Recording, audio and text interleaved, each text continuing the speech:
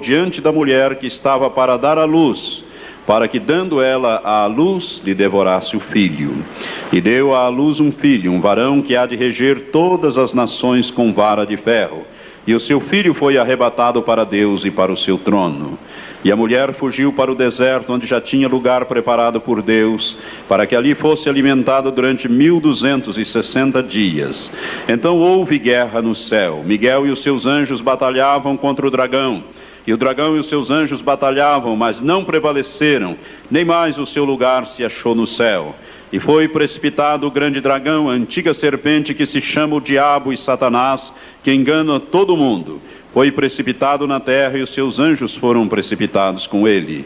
Então ouvi uma grande voz do céu que dizia: agora é chegada a salvação e o poder e o reino do nosso Deus e a autoridade do seu Cristo, porque já foi lançado fora o acusador de nossos irmãos, o qual diante do nosso Deus os acusava dia e noite. E eles o venceram pelo sangue do Cordeiro e pela palavra do seu testemunho, e não amaram as suas vidas até a morte. Pelo que alegrai-vos, ó céus, e vós que neles habitais.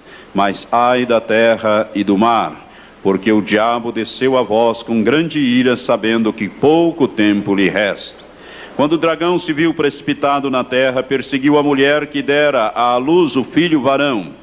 E foram dadas à mulher as duas asas da grande águia, para que voasse para o deserto, ao seu lugar, onde é sustentada por um tempo e tempos e metade de um tempo fora da vista da serpente.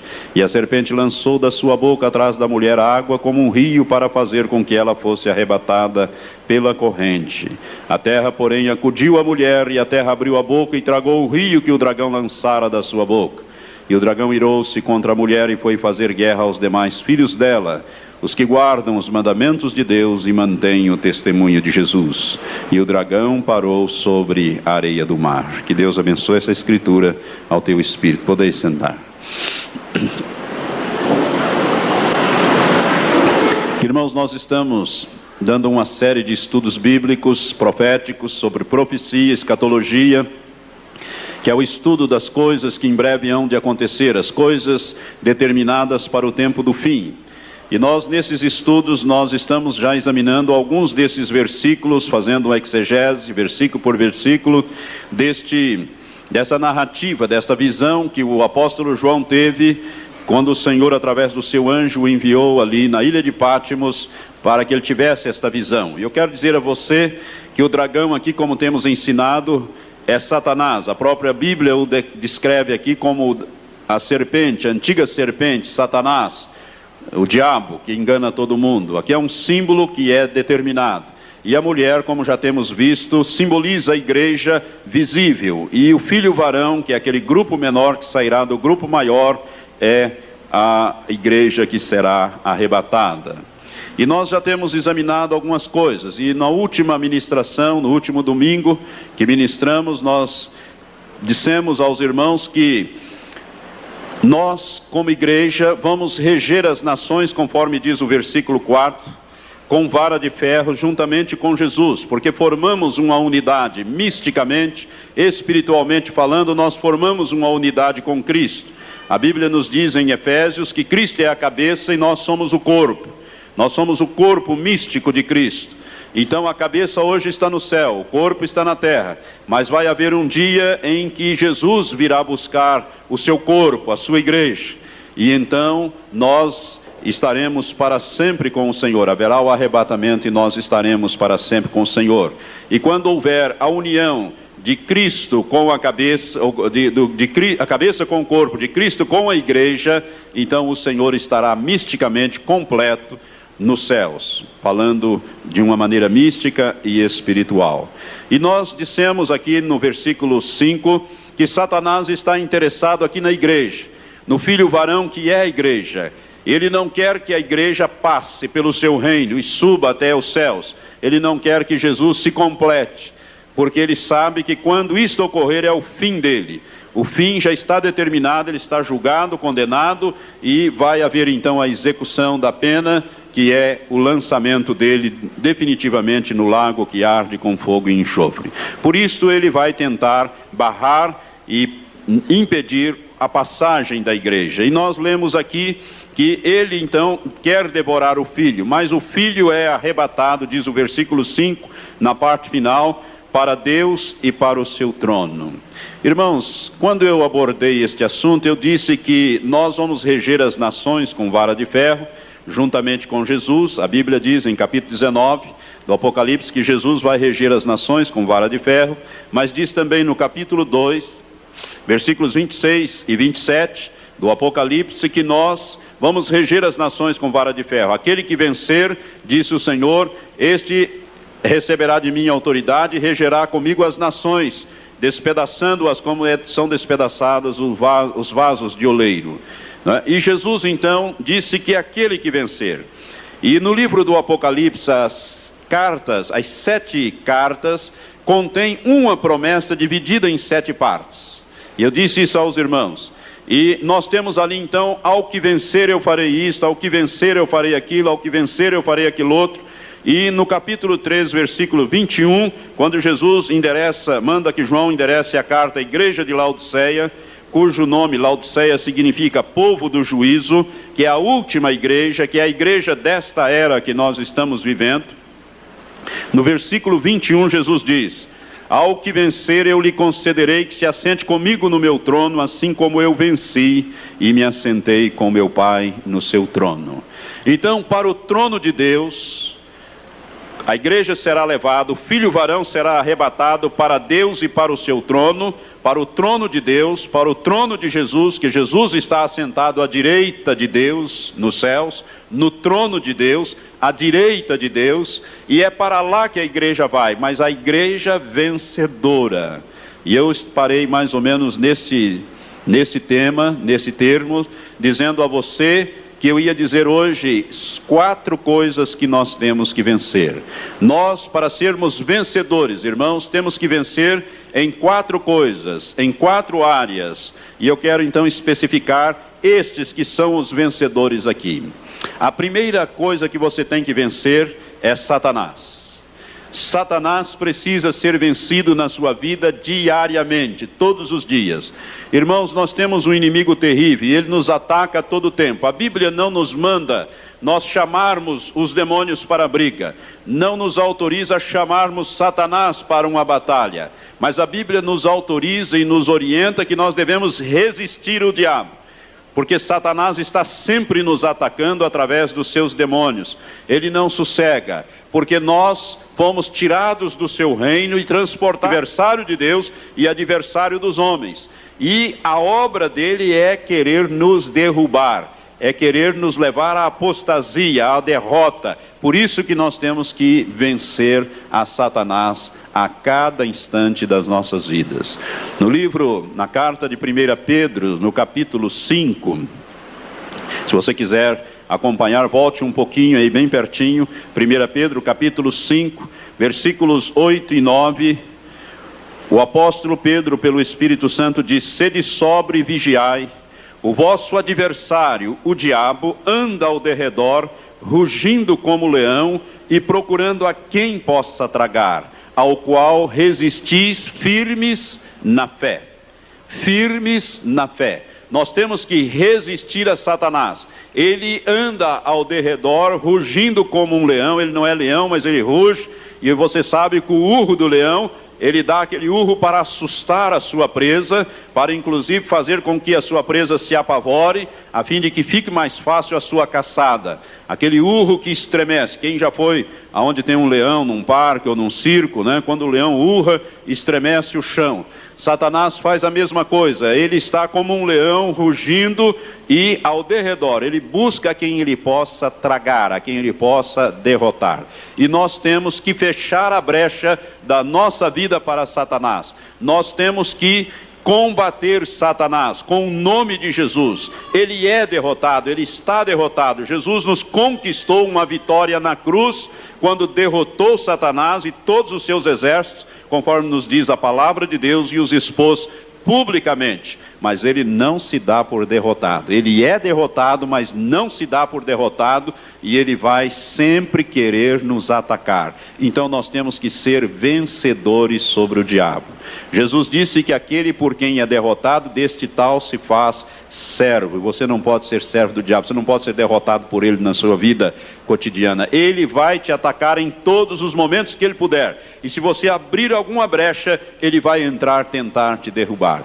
É por isso que o apóstolo Tiago, no capítulo 4, versículo 7, diz: sujeitai-vos, pois, a Deus, resisti o diabo, e ele fugirá de vós. Primeiro nós temos que nos sujeitar a Deus. Sujeitar a Deus é viver conforme a palavra de Deus, estarmos sujeitos ao senhorio de Deus na nossa vida. Resistir ao diabo é conosco. Nós temos que resistir. E se você resistir o diabo na sua vida, você vai ser um vencedor. Satanás não vai ter vez e você será um vencedor. Você tem que resistir. Você tem que pisar o diabo. Aquilo que o pastor Laércio fala, e nós falamos de vez em quando aqui. Em Cristo nós podemos pisar a cabeça dele, porque Jesus disse que nós temos esse poder, essa autoridade para pisar serpentes e escorpiões e sobre todo o poder de Satanás, e nada haverá de nos fazer dano algum. Mas você tem que resistir, porque ele vai tentar te tragar o tempo todo. Irmãos, a primeira coisa que nós temos que vencer então é Satanás. Amém? Você tem vencido Satanás na sua vida? Se você não tem vencido, Deus tem um propósito com você. Ele te chamou, te tirou do reino das trevas, te transportou para a família dele, te fez nascer no reino da luz. Você é filho dele hoje. Antes você era só criatura, hoje você é filho. Se você já nasceu de novo, com um propósito de você ser um vencedor. Você acha que Deus vai permitir que alguém se assente lá com Jesus no trono dele, alguém derrotado pelo diabo, constantemente derrotado? Não. Os que vão subir são os vencedores. Os derrotados pelo diabo vão ficar aqui para passar por a grande tribulação. Vão ser peneirados aqui nas mãos do diabo. E quando eu falar sobre a grande tribulação, eu tenho certeza que você não vai querer absolutamente ficar aqui para trás. E esta palavra é para te prevenir, para te alertar e para levar você a uma experiência mais profunda com Deus através do Espírito Santo. Então, quem é que você tem que derrotar primeiro? Satanás. O vencedor é aquele que derrota o diabo no dia a dia. No dia a dia. Nunca dê lugar para o diabo. Você percebe que aquilo é uma ação do diabo, você rejeita aquilo em nome de Jesus, fala com aqueles demônios e os põe para correr em nome de Jesus. Segunda coisa que você tem que ser vencedor, segunda área que você tem que vencer é o pecado. Abra em Hebreus capítulo 12. Abra comigo em Hebreus capítulo 12. O pecado, irmãos, é uma coisa terrível. Eu já tenho dito isso para os irmãos. O pecado é uma coisa tão terrível e tão séria que Deus não achou outra solução para tratar com o pecado. Deus, a suprema inteligência, não teve outra solução para o pecado senão crucificar o seu único filho. Matar na cruz o seu único filho para solucionar o problema do pecado. Nós temos que ter uma consciência mais séria a respeito do pecado. Pecado é uma coisa terrível, é uma coisa que agride a santidade de Deus. Pecado é errar o alvo de Deus. A capítulo 12 de Hebreus diz assim: portanto, nós também, pois que estamos rodeados de tão grande nuvem de testemunhas. Essas testemunhas são citadas no capítulo anterior, o capítulo 11. Diz o escritor de Hebreus: deixemos todo o embaraço e o pecado que tão de perto nos rodeia, e corramos com perseverança a carreira que nos está proposta, fitando os olhos em Jesus, autor e consumador da nossa fé, o qual pelo gozo que lhe estava proposto, suportou a cruz, desprezando a ignomínia, e está assentado à direita do trono de Deus. Aleluias. Irmãos, nós temos que vencer o pecado. Há uma carreira que nos é proposta. Quando nós somos tirados do reino das trevas e transportados para o reino de Deus, Deus propôs alguma coisa para nós. Uma carreira, ou seja, uma vida vitoriosa. Ele quer nos tornar vencedores. A Bíblia diz que nós somos mais do que vencedores por aquele que nos amou. Potencialmente você é um vencedor, a vitória te é dada. Vamos ver se você sustenta esta bandeira de vitória e corre esta carreira que te está proposta. O pecado é uma coisa terrível que vai querer fazer você tropeçar. A Bíblia fala aqui do pecado e do embaraço. Pecado é tudo aquilo que agride a santidade de Deus, tudo aquilo que entristece o Espírito Santo, que Ele fez habitar em você, a mentira, o adultério, enfim, seja lá o que for, né? Tudo aquilo que agride a santidade de Deus, que entristece o Espírito Santo de Deus, que você está selado, é pecado, e você deve então vencer o pecado. Pecado, portanto, tudo isso que agride a santidade de Deus. Mas aqui a Bíblia fala também de algumas coisas que não são pecado, mas são embaraço. E nós temos que nos desembaraçar. A nossa vida às vezes parece que fica embaraçada com coisas que não são pecados, mas que nos atrapalham uma comunhão mais íntima com Deus. Eu costumo citar aqui o exemplo do futebol. Tem muitas pessoas que têm verdadeira adoração pelos seus times e pelos seus ídolos de futebol. Eu quero dizer que ídolo, tudo quanto é ídolo é idolatria. Tem muita gente que pensa que ídolo é só a imagem de escultura, mas tudo que ocupa o primeiro lugar na sua vida é ídolo, é idolatria. E o idólatra não tem parte nem herança no reino de Deus. A Bíblia diz isso. E eu quero dizer a você que o futebol atrapalha muita gente. É um embaraço na vida das pessoas. Quantas pessoas que para ver o Corinthians, para ver o Vasco, o Palmeiras, ou o Brasil jogar e tal, deixa de cultuar a Deus, coloca Deus em segundo lugar e vai servir a estas coisas. Eu quero dizer que isto é pecado, irmãos, isto é um embaraço na sua vida, né? Tem muita gente então se embaraçado aí. A Bíblia diz que nós temos que deixar o pecado e o embaraço que tão de perto nos rodeia e corrermos a carreira que nos está proposta. Deus tem uma carreira, e para você correr essa carreira você tem que se olhar, fitar os seus olhos em Jesus Cristo como autor e consumador da nossa fé, para que você seja vitorioso nesta carreira. Portanto, o pecado é alguma coisa que nós devemos deixar o tempo todo. Temos que vencer o pecado. Eu quero fazer um esclarecimento aqui. Tentação não é pecado. Tem muita gente que pensa que tentação é pecado e às vezes confunde as coisas. A Bíblia diz que Jesus foi tentado em tudo, mas não pecou. Em tudo ele foi tentado. Quando vem a tentação, irmãos, nós temos que resistir. É a hora de você resistir às ciladas de Satanás, o pecado que tão de perto nos rodeia. A tentação é como uma porta aberta para você pecar. Você pode entrar e passar por aquela porta e cair e pecar, como você pode deixar de entrar por ali e resistir àquela tentação. É nós que temos que resistir. Deus coloca isto para nós. Você quer ser um vencedor? Você tem que resistir à tentação. A tentação. E todos os dias nós somos tentados. Somos ou não somos? Por isso, para nós sermos vencedores, nós temos que vencer diariamente Satanás e o pecado através das tentações que ele coloca diante de nós a cada instante. E se você é uma pessoa que brinca muito com o pecado, anda muito de perto com o pecado, eu quero dizer que você corre um risco a todo momento na sua tentação, ou tentações vão ser lançadas sobre você para te derrubar. E a Bíblia diz que aquele que vai vencer é aquele que vai vencer o pecado. Ele vai vencer Satanás e vencer o pecado e o embaraço que tão de perto nos rodeia. Então, tentação não é pecado, mas é uma porta, um convite ao pecado. Deus dá um testemunho de Jó. Quando ele fala com Satanás a respeito de Jó, no capítulo 1 do livro de Jó, ele disse: viste por acaso meu servo Jó, homem íntegro e reto, que teme a Deus e se desvia do mal. Jó se desviava do mal, ou seja, Jó não cedia à tentação, Jó se desviava da tentação. O mal estava ali, Jó ia para o lado de cá.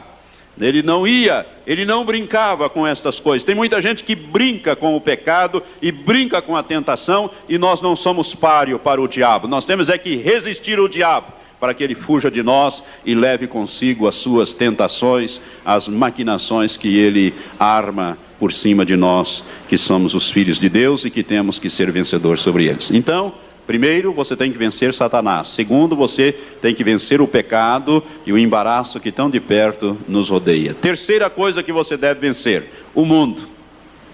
Gostaria que você abrisse comigo em Tiago, um pouco à frente aí de Hebreus, capítulo 4, versículos 4 e 5. Depois vamos ler também 1 João, capítulo 2. Na carta do apóstolo Tiago à igreja, O Espírito Santo fala-nos através da pena inspirada do apóstolo Tiago, a partir do versículo 4 do capítulo 4. Capítulo 4, versículo 4, nós lemos assim: infiéis, algumas outras versões diz adúlteros e adúlteras, que é a mesma coisa, infiéis. Não sabeis que a amizade do mundo é inimizade contra Deus?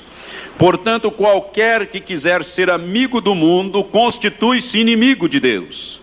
Ou pensais que em vão diz a Escritura, o Espírito que ele fez habitar em nós, anseias por nós até os ciúmes? Esta é uma escritura forte, irmãos, é uma palavra forte, né? Aquele que quer ser amigo do mundo vai ser inimigo de Deus. Vai um pouquinho mais adiante na primeira carta, depois das primeira e segunda carta de Pedro, vamos à primeira carta de João. Primeira carta de João, capítulo 2, versículo 15. O apóstolo João, o apóstolo do amor, ele nos diz assim pelo Espírito Santo. Capítulo 2, versículo 15, primeira carta. Não ameis o mundo, nem o que há no mundo, ou o que no mundo há. Se alguém ama o mundo, o amor do Pai não está nele. Porque tudo o que há no mundo, a concupiscência ou cobiça da carne, a concupiscência dos olhos e a soberba da vida não vem do Pai, mas sim do mundo. Ora, o mundo passa e a sua concupiscência, mas aquele que faz a vontade de Deus permanece para sempre. Você tem que vencer quem? Satanás, o pecado e o mundo. Irmãos, não é fácil sermos vencedores do mundo. Eu quero dizer que o mundo está aí, ele nos rodeia muito de perto.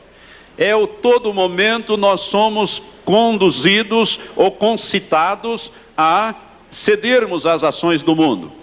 O apóstolo Laércio gosta muito de falar, e quando ele fala do mundo, ele diz um mundo podre, sujo e corrompido. E é exatamente isso. Esse sistema de governo, esse sistema de educação, esse sistema que leva as pessoas a fazer a vontade de Satanás e não a vontade de Deus. Então nós temos que ser vencedores do mundo. A Bíblia diz aqui, infiéis ou adúlteros e adúlteras, não sabeis que a amizade com o mundo é inimizade para com Deus? Você quer ter Deus por inimigo, irmãos? Olha, você ter Satanás por inimigo, tudo bem, porque nós podemos vencê-lo, mas Deus não. Ter Deus por inimigo é a pior coisa que alguém pode desejar na sua vida, porque com Deus, de Deus, ninguém, das mãos do diabo Deus livra, mas das mãos de Deus quem é que livra? Ninguém. Por isso, a Bíblia diz uma coisa muito séria, que a amizade com o mundo, isto é, viver de acordo com o curso do mundo, é inimizade contra Deus. O Espírito Santo que ele fez habitar em nós, não nos compartilha com o mundo, irmãos. O Espírito Santo sente ciúmes de nós. Deus é ciumento de nós. Ele fez habitar o seu Espírito, e o Espírito Santo é ciumento. Porque nós não fomos comprados com qualquer preço. Nós não fomos comprados, como diz a Bíblia, por ouro, prata ou coisas corruptíveis. Nós custamos a vida de Jesus. Nós custamos o sangue, a vida de Jesus. Foi o preço da nossa redenção. Nós pertencemos a Deus e Ele não quer nos compartilhar com o diabo, compartilharmos com o mundo. Por isso, o Espírito Santo sempre sente ciúmes de nós, e quando nós quisermos nos tornar amigo do mundo, nós vamos nos constituir inimigos de Deus. Você quer? Vou te dizer uma coisa, vou te dar um exemplo. A moda, eu falo aqui às irmãs, eu sei que muitos não gostam até que a gente fale isso, mas a gente tem que falar, irmãos, porque você quer ser um vencedor, você quer ser uma vencedora, minha irmã, então você vai ter que vencer o mundo. Uma das coisas que o mundo dita é a moda. E se você for seguir o padrão da moda do mundo, você vai estar agradando o mundo, você vai estar segundo o curso deste mundo, você vai estar fazendo a vontade de Satanás, porque as pessoas que inspiram a moda são inspirados por demônios, são lésbicas, são homossexuais, são essas pessoas que criam, vamos dizer assim, a moda e determinam a moda. E a moda vai fazer o quê? Ela vai expor o seu corpo, vai torná-la, minha amada irmã, um instrumento do pecado, vai tornar o seu corpo sensual, o seu corpo que é templo do Espírito Santo. Você vai profanar este corpo quando você o veste inadequadamente e o expõe à sensualidade. Eu quero chamar a sua atenção para isso. Jesus disse em Mateus capítulo 5, quando ele fala do adultério, ele diz que quando um homem olha para uma mulher e a deseja no seu coração ele adulterou com ela. Preste atenção nisso. É com ela. Ela faz parte deste adultério. Você pode dizer: ah, pastor, mas eu não fiz nada. Aos olhos de Deus você fez sim. Você foi um instrumento de concupiscência, de cobiça. E a Bíblia nos diz que nós não temos que seguir a moda do mundo, o curso deste mundo. Qualquer que ama o mundo, o amor do Pai não está nele. Qualquer que se deixa levar pelo mundo, vai ficar aqui para passar pela grande tribulação. Vai ter que ser purificado pelo cadinho de Deus. Vai passar aqui. E eu não quero que você fique aqui por causa dessas coisas. O seu corpo é templo do Espírito Santo, minha irmã. Meu irmão, você também não pode vestir uma roupa, meu irmão, que provoque a sensualidade, essas coisas nas pessoas, tanto para o homem como para a mulher. Digo mais a mulher, porque a mulher é mais exposta a estas coisas. E nós temos que ser vencedor de Satanás, o pecado e do mundo, as coisas do mundo, o sistema do mundo, os prazeres do mundo, as coisas do mundo, que tentam nos derrubar a cada instante. E eu quero que você seja um vencedor. Deus está interessado que você seja uma vencedora, um vencedor. E a quarta coisa que nós temos que vencer, que talvez seja a coisa mais difícil, é a nós mesmos, o nosso eu, a nossa carne. Abra comigo. Jesus falou sobre este assunto em Mateus capítulo 16. Abra sua Bíblia em Mateus capítulo 16. Vamos ler uns versículos aqui. Em Mateus capítulo 16, a partir do versículo 24 a 27. Aqui a grande maioria tropeça. Mas Deus está enviando a sua palavra para te ajudar, para te tornar um vencedor. Jesus vai falar essa escritura aqui, a lei da cruz, capítulo 16 de Mateus, versículo 24 em diante, nós lemos assim: então disse Jesus aos seus discípulos, preste atenção, a quem Jesus dirigiu essa palavra? Aos seus seguidores. Discípulos são seguidores. Você é um discípulo de Jesus? Você é um seguidor de Jesus? É? Amém. Foi lavado, comprado pelo sangue? É? Você é um discípulo de Jesus? Você foi feito discípulo? Porque Jesus disse: ide e fazei discípulos. Você foi feito um discípulo? Um seguidor? Então essa palavra é para você. Disse Jesus aos seus discípulos: se alguém, ele não direcionou essa palavra a Pedro, a João, a Tiago, porque não tratava de Pedro e Tiago, é todos. Se alguém quer vir após mim, negue-se a si mesmo, tome a sua cruz e siga-me. Outra versão diz: tome a cada dia a sua cruz e siga-me. Pois quem quiser salvar a sua vida ou a sua alma, no original é vida da alma, perdê-la-á. Mas quem perder a sua vida ou a sua alma por amor de mim, achá-la-á. Pois que aproveita o homem ganhar o mundo inteiro e perder a sua vida ou a sua alma? Ou que dará o homem em troca da sua vida ou da sua alma? Irmãos, Jesus colocou aqui o dedo na ferida. Ele foi direto ao ponto quando ele tratou deste assunto. Tem muita gente que pensa que a cruz que Jesus está se referindo aqui é a esposa, é o filho, é o marido, é o trabalho, é o patrão, é algum sofrimento, é alguma enfermidade, alguma coisa que é a cruz dele. Não, isso não é a sua cruz. A sua cruz é a sua alma, é o seu eu. O seu problema maior é o seu eu. O seu eu normalmente tem uns 2, 3, 4, 5, 10 metros de altura. Quanto mais você cultiva o eu, mais a sua alma se fortalece. E Jesus disse: olha, se você quer vir após mim, se você quer ser meu discípulo, você vai crucificar todos os dias o seu eu. Irmãos, a Bíblia é muito clara quando ela diz que o novo nascimento é para o Espírito. É o Espírito que nasce de novo. A alma não nasce de novo e nem o corpo nasce de novo. O corpo, se ele é velho, ele continua velho. Se ele é calvo, ele continua calvo. Não há nada. Quando você nasce de novo, nada acontece com o seu corpo, nem com a sua alma. O que acontece é o teu espírito, que é vivificado. Você recebe a vida de Deus e você nasce de novo. E o Espírito Santo vem habitar no teu espírito, que habita por sua vez no seu corpo. Amém? Então o novo nascimento é para o espírito. Qual é o tratamento de Deus então? Qual é a provisão de Deus para a alma? A alma é salvação. E salvação da alma é cruz. É crucificação todos os dias. Todos os dias você tem que colocar o seu eu na cruz. Isto não é fácil. E a provisão de Deus para o nosso corpo é a ressurreição, é a redenção. Porque o corpo vai deteriorar no pó. Então Deus proveu para o corpo a ressurreição, né, a redenção do corpo. Novo nascimento para o espírito, salvação para a alma mediante a cruz e redenção para o corpo. E esta salvação da alma é mediante a cruz. Não tem outro caminho para a salvação da alma senão a cruz. Crucificar o eu. Eu não quero, eu não aceito, eu não concordo, eu isso, eu aquilo outro. E o seu eu vai cada vez crescendo mais. Tem gente que tem então 1,70 m, 1,80 m de altura no seu corpo, uma alma de 3 metros e um espírito pequenininho. Por quê? Porque o espírito está sufocado a todo momento pelo eu. Eu isto, eu aquilo outro. Se alguém pisa no calo dele, ele voa no gogó do outro. Isto é a alma. A alma, irmãos, é o seu eu. E Deus está interessado que você crucifique o seu eu a cada dia. Jesus disse aos seus discípulos: se alguém é qualquer pessoa, quer vir após ele, ponha o seu eu no chão, destrone o seu eu da sua vida.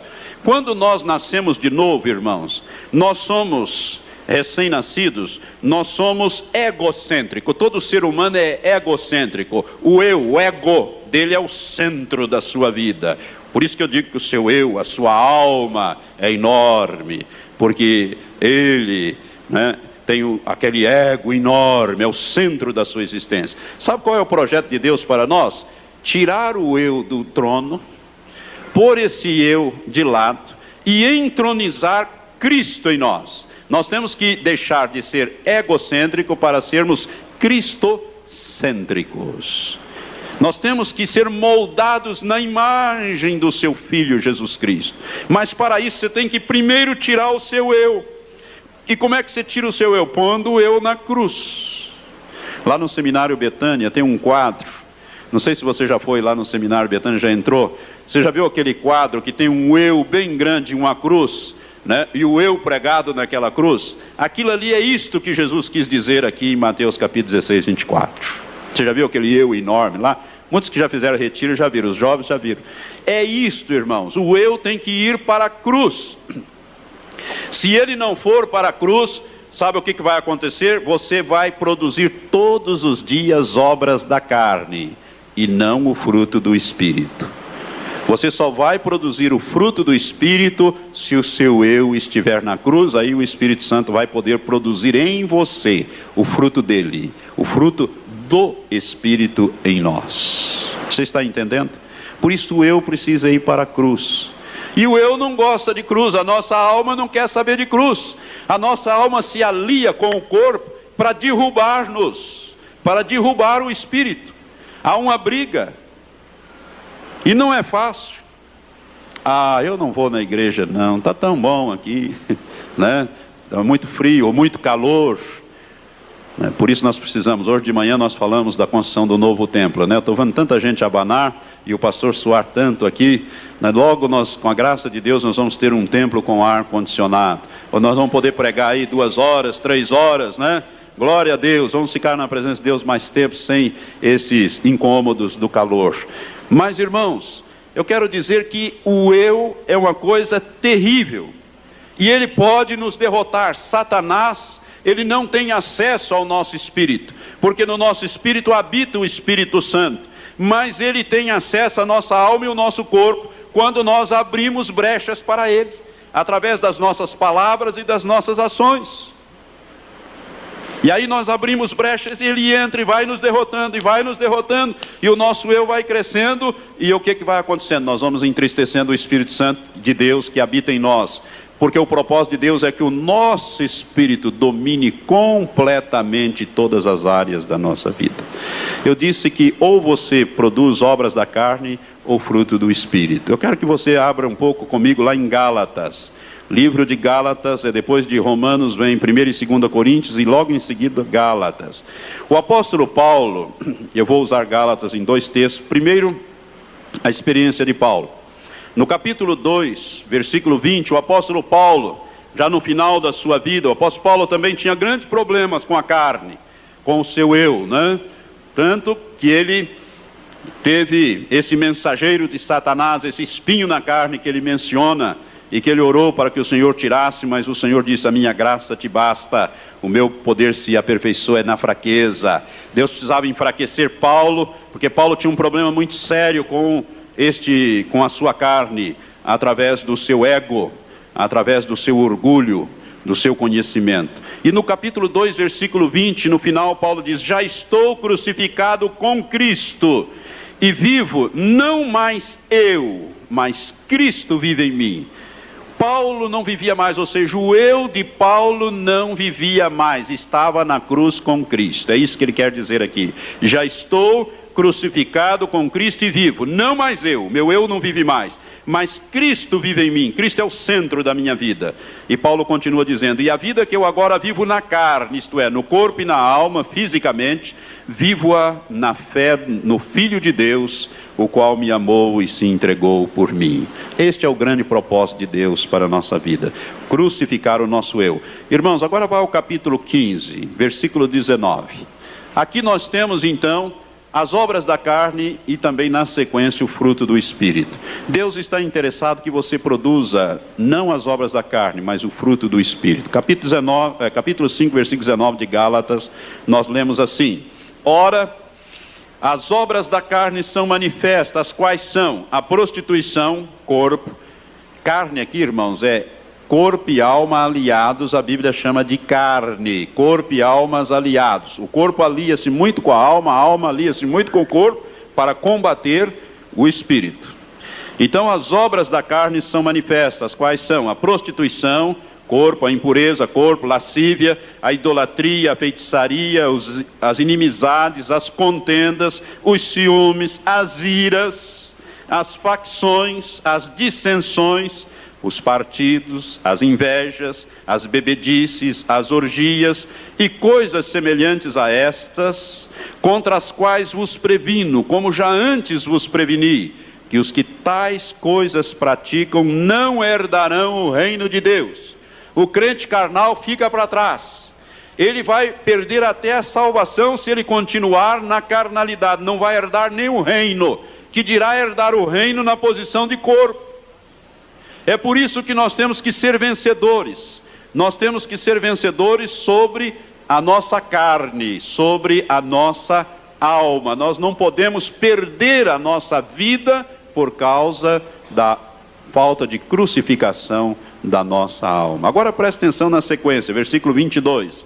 Mas o fruto do Espírito isto é, do Espírito Santo é o amor, o gozo, a paz, a longanimidade, é uma palavra que significa paciência, a benignidade, a bondade, a fidelidade ou fé, a mansidão, o domínio próprio. Contra estas coisas não há lei. E os que são de Cristo Jesus crucificaram a carne com as suas paixões e concupiscências. Você já crucificou mesmo? Já botou na cruz a carne, o eu, com as suas concupiscências? Agora preste atenção no versículo 25.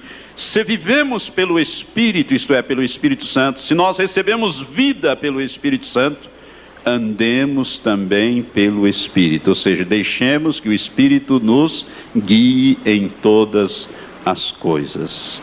Irmãos, Deus está interessado em você ser um vencedor. E sabe como você vai ser um vencedor? Quando você produzir o fruto do Espírito. Irmãos, é possível ser vencedor sobre Satanás, sobre o pecado, sobre o mundo e sobre nós mesmos, a nossa alma, a carne, enfim. Por quê? Porque Ele fez habitar em nós aquele que é o seu próprio Espírito, o Espírito Santo, para nós podermos vencer em todas essas coisas.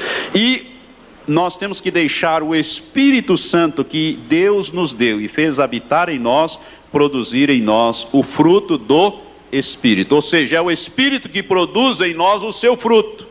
Nós temos que ser frutífero. O crente que vai ser levado, aquele vencedor é o crente frutífero, 100% frutífero. Ou seja, ele vai produzir o fruto do Espírito.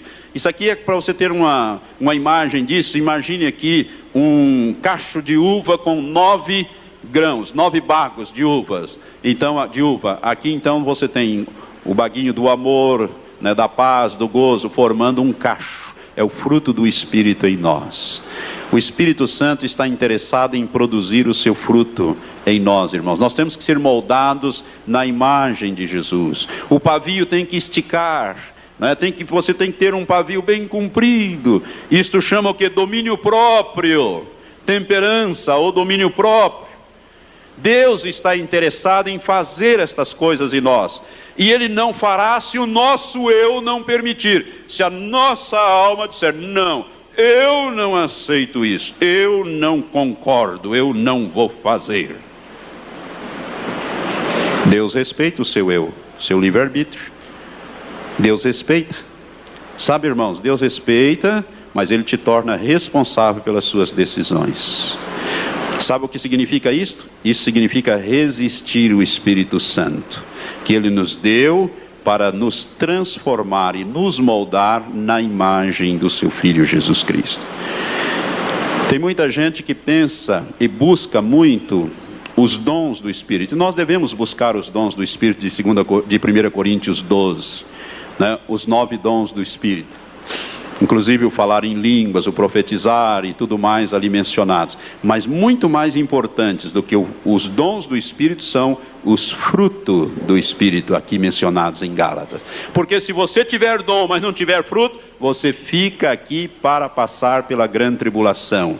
Sem o fruto do Espírito, sem estar moldado na imagem de Jesus. E a Bíblia diz que Jesus é manso. Como é que Ele é mesmo? A Bíblia diz, aprendei de mim, disse Jesus, que sou manso e humilde de coração, e encontrareis descansos para as vossas almas. Almas descansadas nele, que é manso e humilde de coração. Isto significa cruz todos os dias para a sua alma. Marido, mulher, como é que estão os relacionamentos? Olha, irmãos, eu quero dizer que as desavenças, as brigas, as confusões, as nossas derrotas nos dias vêm exatamente porque nós não somos vencedores aqui, na nossa alma. Satanás, ele é tremendo, ele usa a nossa carne, o nosso eu, para nos levar à derrota. E Deus não vai colocar derrotados no corpo do seu Filho para assentar no trono dele. O que vencer se assentará comigo no meu trono, assim como eu venci e me assentei com meu Pai no seu trono. Se a cabeça é madura, é vencedora. O corpo tem que ser maduro e vencedor também. É o corpo de Cristo. Você vai estar governando não a terra, mas nós vamos governar todo o universo, a criação de Deus. Tudo que existe, irmãos. Nós vamos fazer aqui apenas um pequeno teste aqui, um pequeno aprendizado de 1000 anos aqui na terra. Nós vamos governar com o Senhor aqui, vamos aprender aqui durante 1 milênio. Mas nós não vamos ficar aqui governando, não. Eu vou mostrar isso quando eu ministrar 1 milênio. Vou mostrar isso dentro da palavra de Deus. Nós vamos governar toda a criação de Deus, mas os vencedores. E você tem que vencer a carne. Se alguém quer vir após mim, quer ser meu discípulo, negue-se a cada dia, negue-se a si mesmo, o seu eu, tome a cada dia a sua cruz e siga-me. Pois quem quiser ganhar a sua alma, ou seja, viver pela vida da alma, governado pelo eu, vai morrer. E quem matar o eu, vai viver. É isso que Jesus quer dizer. Amém? Eu precisava lhes dizer estas coisas, porque esse ensino que eu estou dando é um ensino escatológico, mas é antes de tudo um ensino de preparação da igreja para o arrebatamento. Deus está interessado que você seja um grande vencedor, e você precisa vencer. Vamos voltar ao Apocalipse, capítulo 12. Amém? Está me compreendendo, meu amado? A sua vida tem que mudar, as coisas não poderão continuar. Deus está interessado em fazer de você um vencedor sobre Satanás, sobre o pecado. Deus está interessado em fazer um vencedor sobre o mundo e sobre a própria carne, sobre o próprio eu. Você precisa ser um vencedor. E deu à luz, diz o versículo 5 do capítulo 12, e deu à luz um filho, um varão, que há de reger todas as nações com vara de ferro. E o seu filho foi arrebatado para Deus e para o seu trono. É lá que nós vamos. Amém? É para lá que nós vamos. Irmãos, isso aqui é tão profundo, essa revelação, que é uma coisa tremenda isto. Poucas pessoas conhecem esta revelação do grande propósito de Deus para com aqueles que Ele chamou das trevas para a luz, para tornar corpo do seu Filho e vencedores. É este o propósito de Deus. É por isso que em 1 Coríntios, capítulo 2, versículo 9, está escrito uma palavra que diz assim, preste atenção, não precisa você acompanhar, é 1 Coríntios 2, 9, eu também vou ler o versículo 10, que diz exatamente assim: as coisas que olhos não viram, nem ouvidos ouviram, nem penetraram o coração do homem, são as coisas que Deus preparou para aqueles que o amam. Aleluias. Deus está preparando para você sentar no trono dele, à direita dele, junto com Jesus, como vencedor. E veja bem, e o versículo 10 diz: porque Deus nos revelou pelo seu Espírito, isto é, pelo Espírito Santo, pois o Espírito Santo esquadrinha todas as coisas, mesmo as profundezas de Deus. Deus revelou aqui no livro do Apocalipse, que é para lá que nós vamos. Por isso que não subiu ao coração do homem, olhos não viram, ouvidos não ouviram, nem passou pela mente do homem. É isto que Deus tem preparado e Ele tem revelado. Ele tem revelado para você, meu irmão, mas Ele quer que você seja um vencedor. Aquele que vencer, Ele se assentará comigo no meu trono, assim como eu venci e me assentei com meu Pai no seu trono. Aleluias. Versículo 6, nós temos que prosseguir, senão nós vamos ficar muito tempo ministrando em Apocalipse 12. A mulher fugiu para o deserto, onde já tinha lugar preparado por Deus, para que ali fosse alimentada durante 1260 dias. É interessante isso. Se você olhou, você reparou no início, na ministração, quando a mulher é vista aqui na visão, ela está no cosmo, no firmamento, com os pés sobre a lua, que é o símbolo do reino de Satanás, vestida de luz, que é a vestimenta de Deus, a vestimenta de Jesus e a vestimenta dos santos, né? Com os pés sobre o reino de Satanás. E agora a coisa muda, o filho varão, a glória estava no filho varão, a luz estava no filho varão, o poder estava no filho varão, que é a igreja. Quando o filho varão separa da mulher, a mulher vai ter que fugir. Muda a posição da mulher, que eu vou falar um pouco mais tarde. E o versículo 7 diz: então houve guerra no céu. Miguel e os seus anjos batalhavam contra o dragão, e o dragão e os seus anjos batalhavam, mas não prevaleceram, nem mais o seu lugar se achou no céu. E foi precipitado o grande dragão, a antiga serpente, que se chama o diabo e Satanás, que engana todo mundo, foi precipitado na terra, e os seus anjos foram precipitados com ele.